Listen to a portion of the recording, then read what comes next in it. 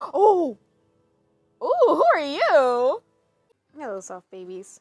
I should have done this before I started, but I got this game. It's not new. I'm pretty sure everyone's already played it before, but it's bored. I'm bored. It's summer vacation, and I want to play games.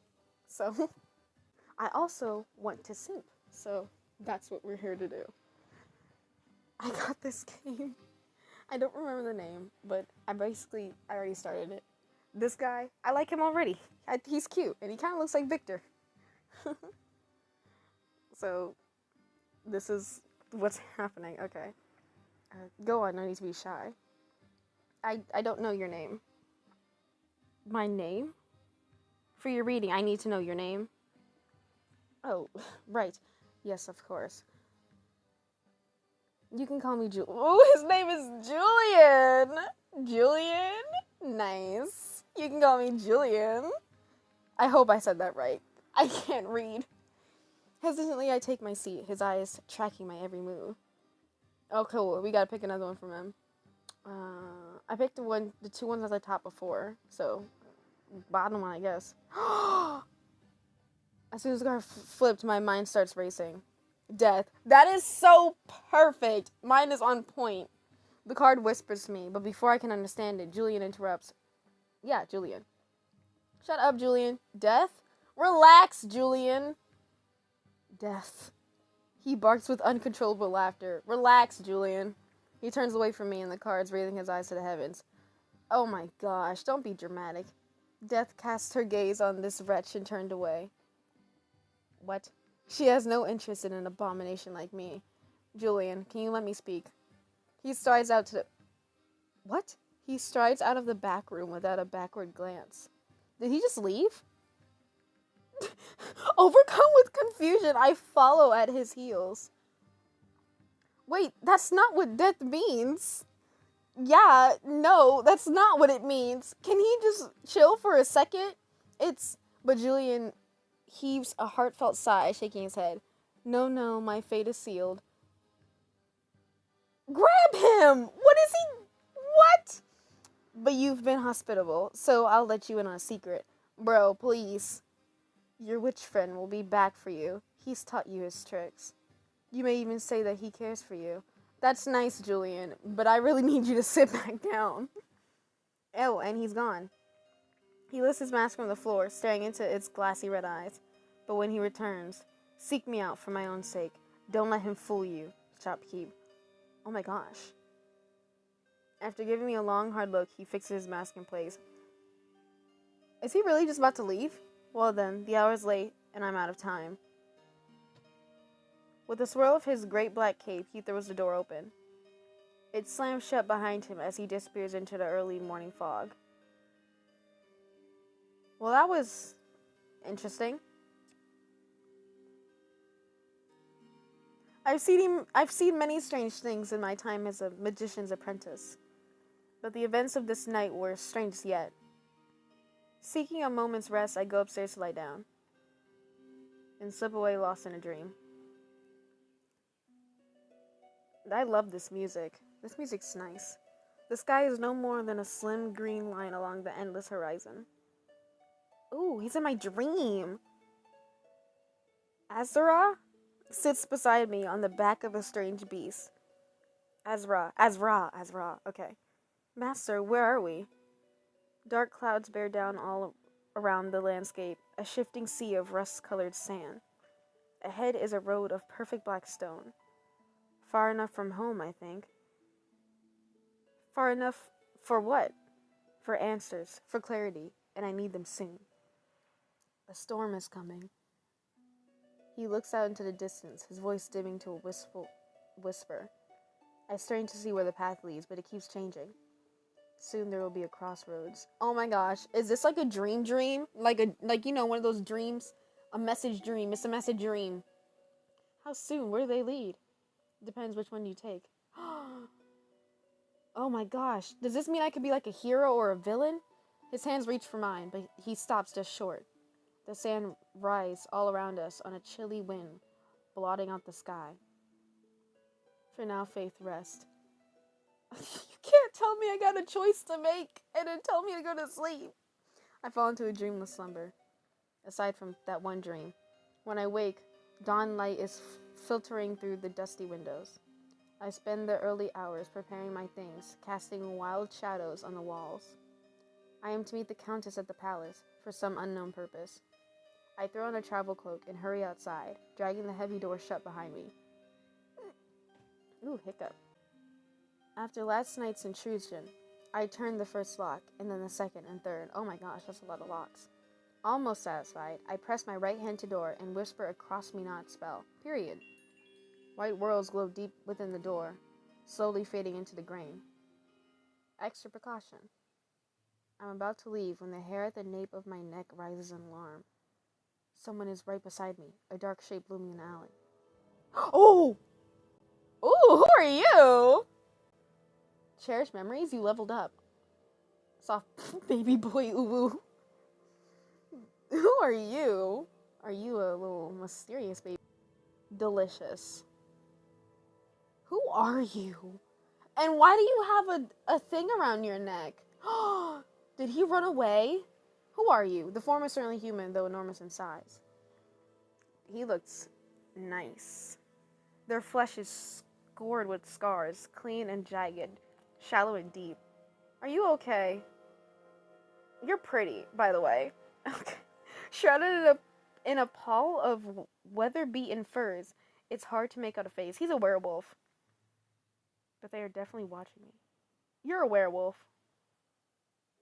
They stand between me and the road to the palace. Walk past. Can you move? Let's just walk past. I take a step forward, watching the figure cautiously. Stormy green eyes follow my movements as I enter the alley. But the stranger makes no move. What was that? Why was he just staring at me? A voice like distant thunder rumbles from beneath their robes. Ew, voice crack. You are in grave danger. Yum. He's so pretty. The earthy scent of myrrh washes over me and I stop in my tracks. He will return uninvited. The guy, Jamie, Jamal, Jacob, Damien, River? I don't know. He will offer you a gift when you need it most. What was his name? I don't remember. When you need it most. Turn it away or you will fall into his hand. Okay? Just like the rest of us. He has a little thingy going on. Something going on. I blink, trying to process what I just heard. They're shuffling behind me, the drags of rough cloth and chains, and then silence. I look a bit down the foggy alley. I left the shop, and then, was there someone else here just now? I shake off the fading thought. I don't have time to dawdle. The Countess is expecting me. Exhaling deeply, I continue toward the narrow, mossy steps to the marketplace. Great reading. It's early yet, and the marketplace is already wide awake. So pretty, and this music. All around me are the sounds of bartering, laughter, vendors hawking their wares. I can't. A voice I know well calls out to me over the sea of noise. Faith, have you eaten? I've got that. Oh, I expected a picture to pop up. I've got that pumpkin loaf you like in the oven. Won't be long now. I hate pumpkin. Come sit down and talk for a while. I am on a mission, sir. I'm sorry. I sniff the air and my stomach twists in hunger. Then again, I could use breakfast. Then again, I should be careful of the time. Stay for bread, go. I'm starving. We didn't have breakfast. Let's stay for bread. The baker's son's speckled face lights up with a broad smile. Oh my gosh, was this the thing they were talking about? He leads me into the booth and a warm, spicy scent surrounds me. As I settle against the back wall, he offers me a steaming tin cup. And where is Ezra? Sleeping in? I sip my hot minty drink. Ooh, tea. He's on a journey. And where's he off to this time? Like he ever tells me. I shrug. The baker gives me an odd look. He didn't tell you? He never tells me. I look down to my cup, watching steam curl and twist as it rises. He was acting strange. Don't tell me he's running away because he got dead and he's gonna leave me with the dead. The baker sighs, folding his arms. I trust Ezra. I don't think he would do that. The baker sighs, folding his arms over his chest. So he's off on some mysterious journey. That's nothing new. But what of your mysterious journey, if I may ask? Shaken from my reverie, I blink up at him, startled. There's been whispers all morning, you know. Whispers? They saw the Countess escort rode into the neighborhood round dawn. And they think I have something to do with it? He gives me a meaningful look, clearly fishing for gossip. But I smile and shake my head, down in my drink. How's that bread coming along? Mysterious as ever. You and Ezra both. The baker goes to the small wood stove to check. There, all wrapped up for the road. I place a coin on the table and head off my empty cup. Now run along. Don't keep the Countess waiting. Cheap baker. I give a backwards wave and head back out into the flow of traffic. As I climb the well-worn steps, something catches my eye. A wanted poster? A fortune teller's booth tucked away in a shady corner. How nostalgic. Ezra once operated out of a place just like it. As I'm lost in my musings, a patron emerges from the booth. Ooh, she's pretty.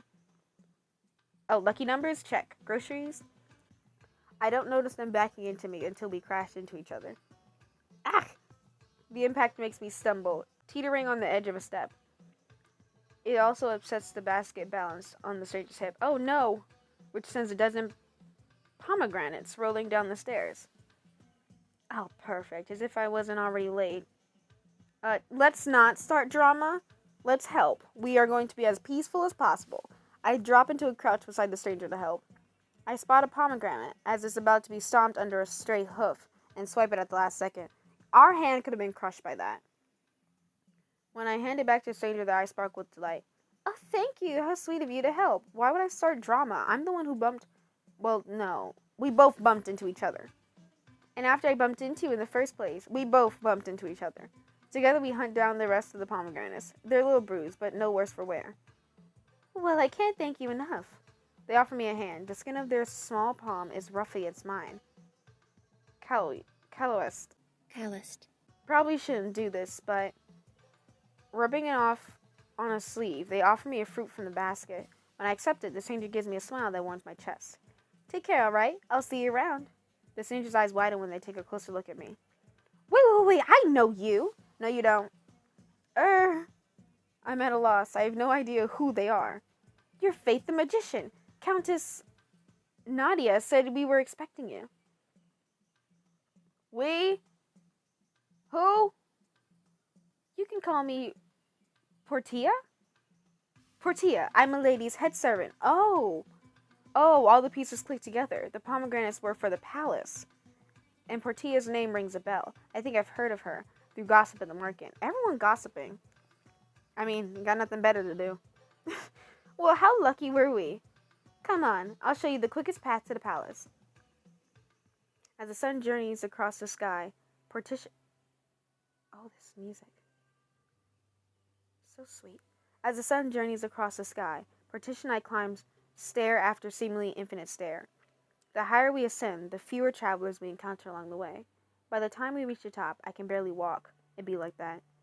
Though Portia seems as energetic as ever, she pauses to let me catch my breath.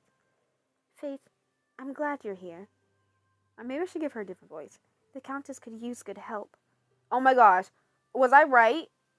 Earlier I said that she was in a betrothed arranged marriage. And she didn't want to do it.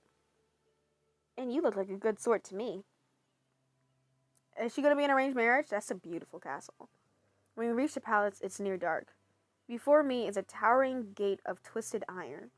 Beyond that, the palace rises in a swirl of glittering spires. 2 guards stand on either side of the gate. Their eyes glint at me from behind their helmets. But they lower their weapons when they see Portia. Oh, more words. Ludovico, Bludmila, this is Faith. She'll be staying as our guest. I'm staying? Like, sleeping? Faith, Ludovico, and Bludmila. The guards nod at me, their stiff posture relaxing. In unison, they push open the heavy iron gate. After you, Faith. Thank you. The gate slams shut behind me, and there is no turning back. Patricia leads me across a long, steep bridge. Some kind of eel twists through swirling waters below, glowing like a bloodless ghost. Patricia tugs on my arm, leading me away from the edge of the bridge. Did I say Patricia? Pratia? Come on, we don't want to keep Milady waiting. Okay, yes ma'am. As we approach the intricate doors, anxiety starts to rise like bubbles coming to a boil within me. Is this wise? What awaits me in this fortress so far from home? Too soon. We are standing before the doors. Here we are. I mean, aren't we getting paid for this? She swings her fists against the copper plating. 3 skull-rattling strikes. As the last echoes fade, the pendulous doors swing inward. The Empress. Okay. These are all tarot card names. Inside the palace, the floors, walls, and steep ceilings are all clean-cut polished stone. A servant with a blue feather cap comes sweeping up to us. With a deep bow, they pass me and dash to Patricia's side. Chamberlain, how are we doing on time? Chamberlain, is that like a title or is that their name? Terribly late. The 5th course is over. Her ladyship is in a most unhappy state. Patricia chews her lip and hands the servant her fruit basket. Have this sommelier fetch a bottle of the golden goose. Have the sommelier fetch a bottle of the golden goose. What's the golden goose? The servant departs at a hasty clip, disappearing behind a panel in the wall, which slides seamlessly shut. Too bad. I'll escort you directly to the dining room. Dining room? Was I to dine with the Countess?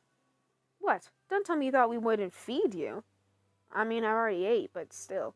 I hasten to keep up with her purposeful strides. Soon we are standing before a fine mahogany door. Patricia opens the door, leading me inside. Ooh. Ooh! Hey, I know this music. Look at the painting on the wall. Rich scents linger in the air, unfamiliar and tantalizing. Ah, Faith, welcome to the palace. Have a seat. You're too late for dinner, I'm afraid. She brings her glass to her lips and drinks deeply. Is it because I ate that bread? Patricia leads me to a seat. Another servant removes what might have been my plate. Oh, no. I was beginning to think you had forgot my invitation. So I could have had a good meal, but I stayed to eat the bread. You know what? I'm not mad at it, because I got to talk with my friend. I was beginning to think you had forgotten my invitation. But perhaps you are simply unaccustomed to travel? You look exhausted. Why, I can see your cheeks gleaming from here. The Countess downs her glass, and Patricia appears at her side with a bottle enrobed in shimmering foil. Wow. Ah, Patricia, how thoughtful of you. My pleasure, my lady. Did I say that? Milady, Jesus. Patricia fills both of our glasses, and the Countess takes a sip of hers. A golden goose. A marvelous choice, Patricia. I reach for my own glass to cover the awkward moment. And stop, transfixed by the strange painting before me.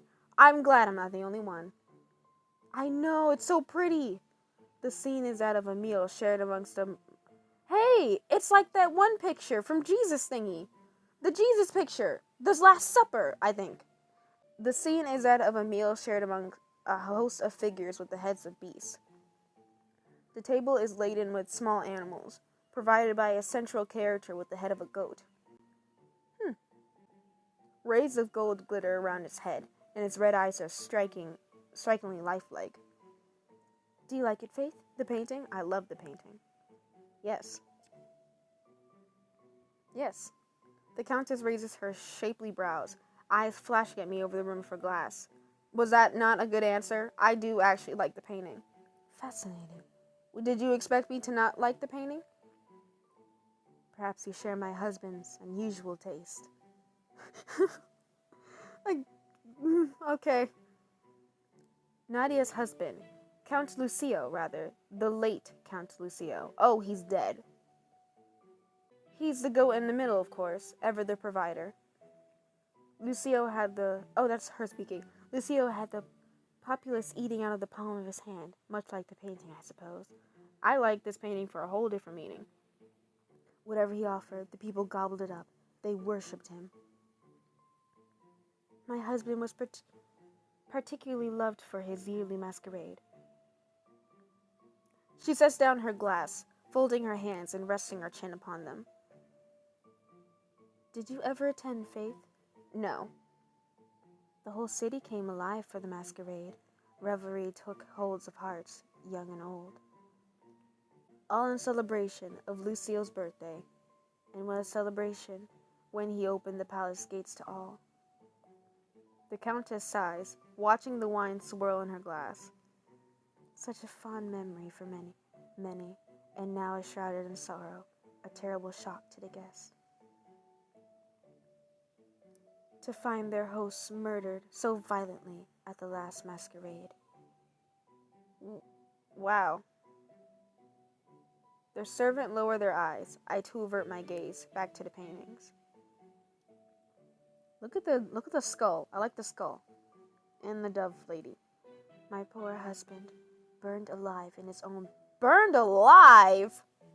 I thought it was just... Burned alive? Burned alive, really?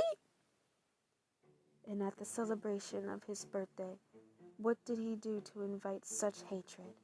What did he do? At such a shocking scene, guests to the palace has been scarce.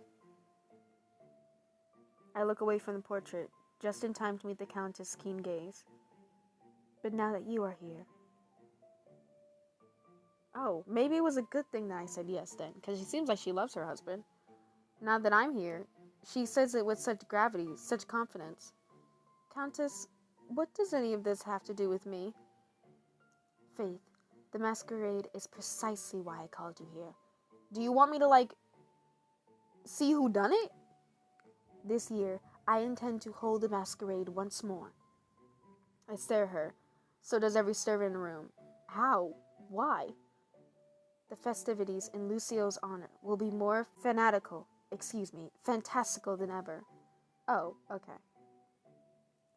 There is but one loose end in need of time. Count Lucio's murderer still roams free to this day. Dr. Julian? Julian! Was that his name? Okay, Dr. Julian de Verac, my husband's former physician. I sit very still, suddenly cold all over. Was that the guy's name? The red one, the red-haired guy. Yes, him. Wait, was that the murder? That was him? He murdered the person? Dr. Julian de Verac. Now I remember the name on the wanted posters. Now I know exactly who broke into my shop. He murdered the guy? Whoa. Dr. de Verac confessed to the crime when we caught him. All that is left is his sentence. I'm in love with the guy who burned the man alive? Execution by hanging. Why not burn him alive too? There's a terrible crash. Is Portia in love with Julian? Is stricken with horror. At her feet, the broken remnants of the golden goose are seeping into the floor. Why else would she drop it like that? Portia? Forgive me, milady. Slippery hands. No, girl, she in love with him. But we're both in love with... Oh my gosh. You are forgiven. Two servants rush to her aid, swooping away the shattered mess with wind sprint speed. This is where you come in, Faith. Dr. de Verac has been very elusive. Bro, you would not believe the luck you just had, because I saw him. But you have quite the reputation. Rumor has it that you have surpassed even your master, Ezra. Really? Stop. You're feeding my ego. I myself see the future in dreams, whether I like it or not. And this is how I know that you are the one who will find Dr. de Verac. And if we find him, what do you think? He's gonna die. Why would I say no? I mean, I know why I would say no, but I don't see that being an option right now. The Countess sits down her glass. When we find him, period, manifest, we will bring him before the people so that all may see his long-awaited punishment. And so, to commence the festivities, the doctor will die on the gallows for his terrible crime. The Countess rises. On instinct, I rise as well. Portia? Yes, milady. I knew it. She's in love with him. Or Yeah, no, she's definitely in love with him. Or she has some kind of relationship with him. Show faith to the guest quarters. I imagine there is much to ponder before the night is out. Right away, milady. Patricia pulls me to my feet and with a humble bow whisks me to the doorway. Patricia is quiet as she ushers me down the hall toward my door. I knew it! She's in love with him! After a few turns, we pass a wide staircase, veiled in shadow. A draft rushes down from the floor above, prickling my skin. It's cold, and it smells of ash. Ooh, pretty puppies! Curled up on the bottom step are two large, lanky dogs. Mouse dogs! Fathomless, eyes fix upon me, and they rise slowly without a sound. Pretty. Though they look as though they could strike at any moment, I sense no ill intent. Look at the doggos. I hold out my hand and they approach to sniff it. Their huffing breaths tickle my skin and their tails start slowly wagging. Well, this is bizarre. They never take kindly to strangers. I just got that vibe, you know. It's just how they were trained, but I've never seen them act like this. It's just the vibe, you know. I just clearly give off a vibe that animals love. Slim snouts brush up against my sides, and as the dogs investigate me further. Satisfied, they drew back, looking at me expectantly. You want a treat? Pet them. Give them space. Let's pet them. On a whim, I reach out to run my hand over the smaller one's silk coat. I wouldn't do that if I were you. Oh. The dogs were back. From my hand or from Patricia's panicked tone, I'm not sure. Sorry, they're a little unpredictable. They seem to like you, but I'd rather you keep that hand. The hounds trot dutifully back to their spot. They nearly blend into the marble. Oh, no wonder they're like this. They haven't had their chamomile cakes? She looks nervously from me to her dogs, still at statues. Wait here, Faith, and it's probably best to keep your distance from them. Nah, screw that. I'll be right back with those cakes. I'm finna pet that dogs. Patricia swoops through a sliding panel in the wall. I'm left alone in the hallway with the dogs.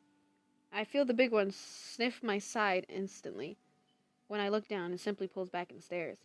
Then a smaller one is sniffing my other side, huffing samples of my scent. I whirl around, and it sits back on its hunches, watching me innocently.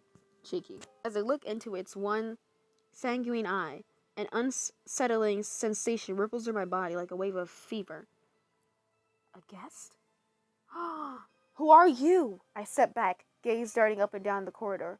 The voice was coming from the top of the stairs. I can only see so far into the hollow gloom, but there's no one there. I nearly jump when I feel yanking at my garments.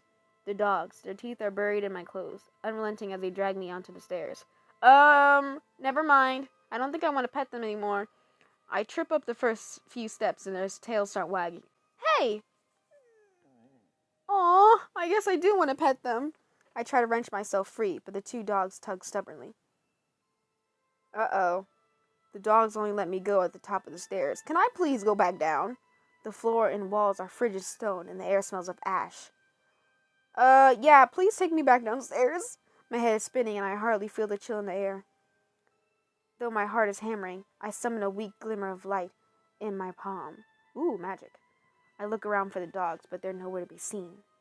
There's a door ahead, partway open. Is this another vision like the last one I had? Inside is a deeper darkness swallowing the feeble rays of light. Use coins to access extra content. Tap the banner to buy more. Okay, this is the only one I'm using because I have like 200 and it only costs 50. This is the only one I'm using. Unless I sign something super important. The magic in my palm shrinks to a fluttering glow when I step through the doorway. Coming from the hall, it's warm inside. The thick air has a strong, peppery taste. A heavily canopied bed stretches midway across the room. I pass an extravagant suit of armor, a marble writing desk with a white peacock feather pen. Ooh, fancy. All blanketed in ash. This is the room of the... This is the room of the king, or whatever his name, the count. This is his room when he died, because there's ash everywhere, because he was burned alive. My light flickers over a portrait on the wall, twice my height. My dim light stretches up the canvas. Oh, wow. He's really pretty. Though it's hard to see, I have no doubt of the painting's subject. He kind of looks like a bird. Count Lucio. He looks younger than I expected, or the portrait is old. Or perhaps the artist was catering to his vanity. The red of his coat is a cardinal hue from the painting in the dining room. The golden arm, a marvel of alchemy art. The fur hanging from his haughty shoulders looks impossibly fine, and... Go on. Touch it. Just because you said that? No. Not gonna lie. If I was in that room, I probably would have touched it without even being ushered to. I would have been like, ooh, pretty. And I touched it, and next thing you know, I'm cursed. A miasma... Miasma. Of thick, scorching air pushes my hand toward the portrait, but I feel nothing but ash and canvas. There is snickering inside my head as a haze settles over my mind.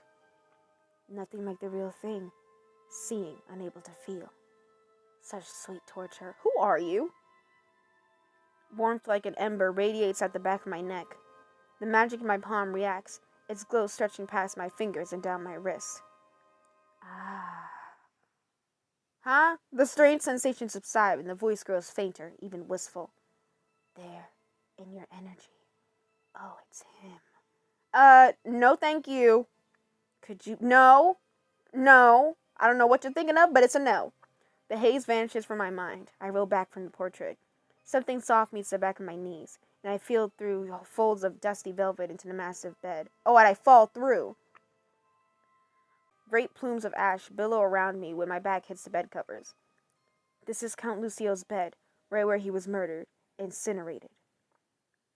Then this fine ash in my eyes, in my nose and mouth, and all over me is what's left of him. I clap a hand over my mouth, smothering a scream as I struggle to stand. Going so soon? You're no fun. Is this the ghost of him? He a little playful. I need you to calm down. I mean, honestly, if I was a ghost, I'd probably not haunt people, but make them feel a little uncomfortable too. I'd scare them a little bit. That voice, it echoes from every corner of the room and from within my mind. Who are you? I know who you are, but what do you want? What do you want? The laughter takes a higher pitch. It'd be like that. And I feel heat sweeping past my ears, gathering behind me. What do I want?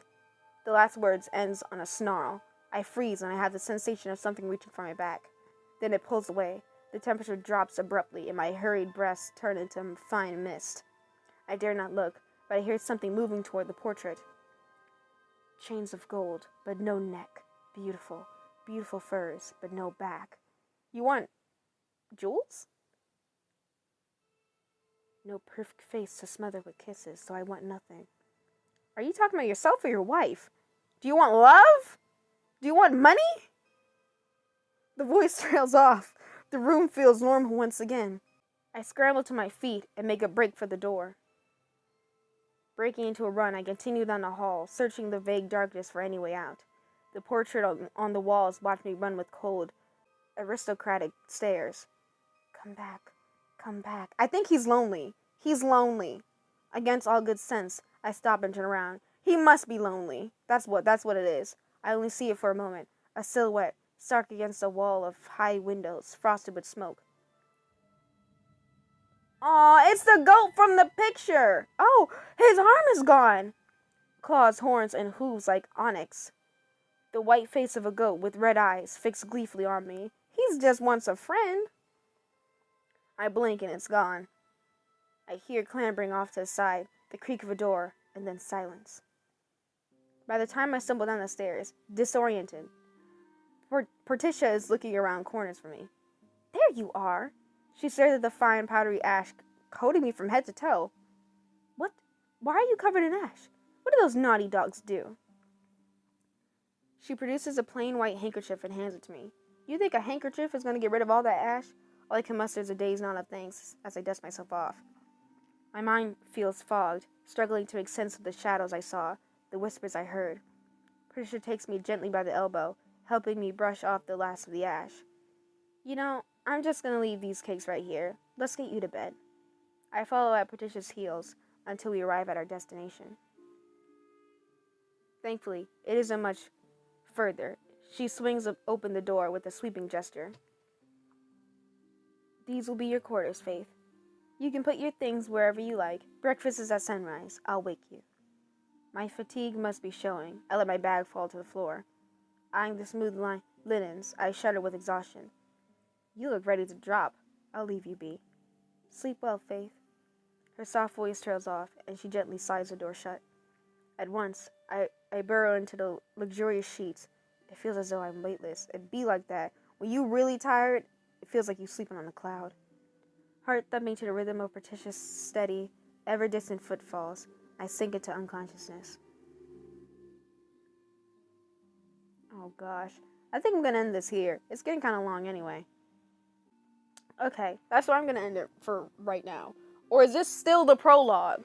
We'll see. We'll see. I'm back on the Blackstone path, whipped by wind in rusty color stand. One sec, before I do anything. Is this still the prologue? It's still the prologue. I wanted to go until we go to the finish the prologue, but it's already like half an hour. So, I'm just gonna end it here. Thank you for watching, my soft baby boys. I'm finna end it here. Yeah. Finish this later. Thank you. Bye-bye.